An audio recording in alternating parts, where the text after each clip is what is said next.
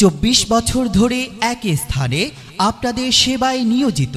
আপনি কি বিয়ে করতে ভয় পাচ্ছেন? আপনি কি বিয়ে করে অসুখী? আপনি কি স্বপ্নদোষ ও মেহরোগে ভুগছেন? আপনার কি কোনো কাজে মন বসে না?